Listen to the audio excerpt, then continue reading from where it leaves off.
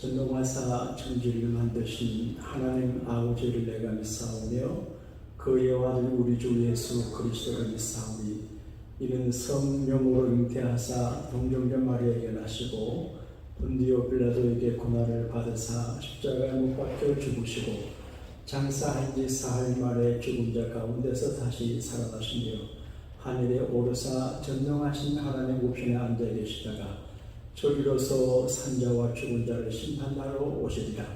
성령을 믿사오며 거룩한 공예와 성도가 설교통하는 것과 죄를 사하여 주시는 것과 몸이 다시 사는 것과 영원히 사는 것을 믿사옵나이다. 아멘. 나 같은 죄 살리신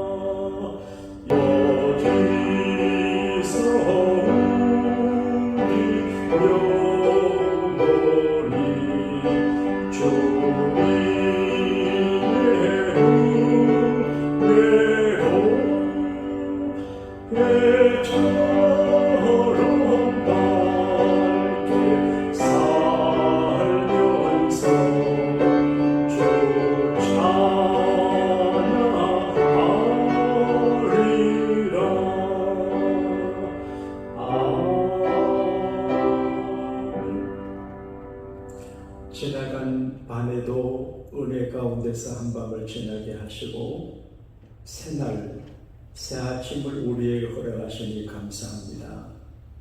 교회 머리가 되신 주님, 오늘 하루 사랑하는 교우들의 가정과 일터와 자녀와 기업에 은혜를 열어주시고 세계 각지에 흩어져 살아가는 우리의 소중한 자녀들에게 주의 국률의 옷을 입혀주심으로 축복의 대문이 열리게 하여 주옵소서.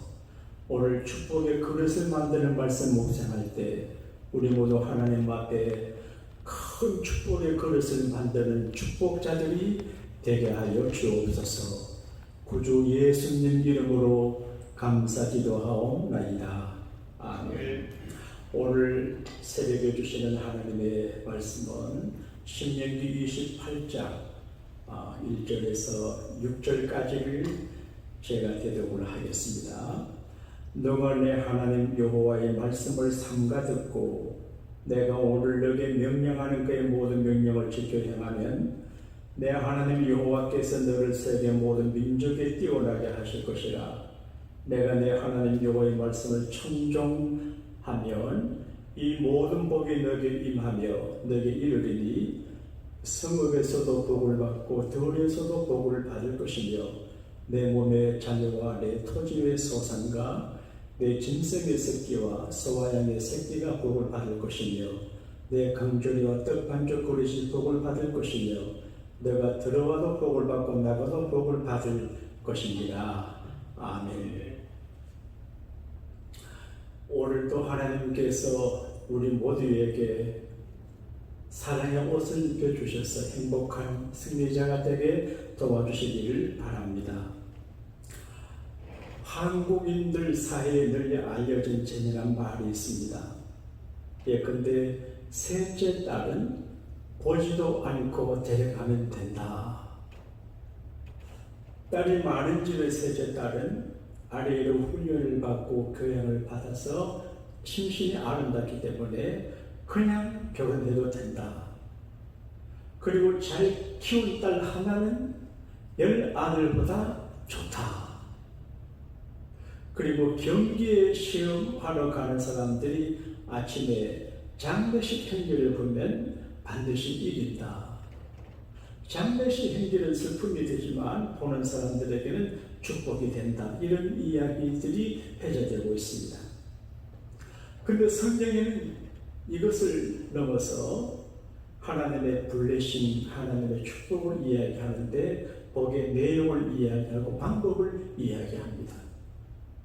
제가 목회를 하면서 저 자신을 돌아보고 우리 자녀들을 보고 교우들을 돌아볼 때 하나님의 축복을 받는 사람은 정말 존귀하게 되는데 하나님의 축복을 받아도 누리지 못하고 받을 준비가 안 된 사람들은 복을 잃어버리는 것을 많이 봅니다. 물론 이 복은 물질만이 아니고 여러 가지 종합적인 샬롬의 축복입니다. 그런데 하나님은 우리에게 복 주시는 하나님이신데 우리가 겸손하게 하나님의 축복을 사모하는 마음을 가지고 하나님의 축복의 스케일을 알아야 되는데 오늘 성경은 그렇게 말합니다. 모든 민족에 뛰어나게 하신다. 사업을 하면 동업자들보다 뛰어나게 되고 또 공부를 하면 다른 애들보다 뛰어나게 되고 그러니까 세계 열방 올 네이션 모든 민족이 뛰어나게 되는 큰 축복을 이야기합니다. 예컨대 신명기 28장의 말씀드린 히브리 민족 후裔들은 지금 세계 열방이 뛰어나 있습니다. 주 21개인들은 전 세계를 핸들링하고 있습니다. 그리고 하나님께서 복을 주시면 어디서든지 복을 받습니다. 재미있게 모세는 말씀 받아 전했습니다. 성읍에서도 복을 받고 들에서도 복을 받을 것이며 내 몸의 자녀와 내 토지와 소산과 내 짐승의 새끼와 소와 양의 새끼가 복을 받을 것이며 너 강주리와 떡반죽 그릇의 복을 받을 것이며 너가 들어와도 복을 받고 나가도 복을 받을 것이니라. 완벽한 축복입니다. 생축도 복을 받고 자녀들도 복을 어디를 가서 무엇을 해도 복을 받는다. 하나님은 전지전능하시고 어디든지 계시기 때문에 하나님께서 축복하시기를 작정한 사람은 하나님께서 그에게 넘치는 복으로 채워주는 것을 말씀하고 있어요. 그런데 하나님께서 주신 큰 축복을 우리가 받는 그릇을 만들려 할 적에 어떻게 해야 되냐? 성경이 이렇게 말합니다. 하나님의 말씀을 들을 때 삼가 들으라고 말합니다. 너 하나님 여호와의 말씀을 삼가 듣고 그러니까 내가 아무리 높은 지위 있고 가진 것이 많고 권세가 대단해도 하나님의 말씀을 높이 받도록 겸손하게 아멘하고 받아야 됩니다. 그 말씀을 분석하거나 비판하거나 자기 기분과 처지를 따라 말씀을 거부하는 겸손하게 임금님의 언령을 신하들이 경고해 받는 것처럼 삼가 말씀을 받는 자세가 참 중요합니다. 그리고 말씀 따라 살아가는 것입니다. 너가 너 하나님 여호와의 말씀을 청종하면 그 말은 그 말씀을 귀담아 듣고 순종하는 것을 이야기합니다. 특별히 하나님 앞에 축복을 받으려 그럴 적에 겸손해야 되는 것을 말합니다. 신명기 8장 2절에 보게 되면 내 하나님 여호와께서 이 40년 동안 너에게 강약길을 걷게 하신 것을 기억하라. 이는 너를 낮추시며 너를 실험하사 너를 낮추시며 줄이게 하시며 또 너희도 알지 못하는 만나를 먹이게 하신 것은 그러니까 하나님은 가끔 우리를 축복의 그릇을 만들기 위해서 고생도 하게 하시고 또 비난도 듣게 하시고 실패도 하게 하시고 낮추신다는 겁니다. 하나님이 우리를 낮추실 때 겸손해지면 겸손의 그릇을 준비할 때 하나님께서 놀라운 축복을 담아주는 것을 말합니다.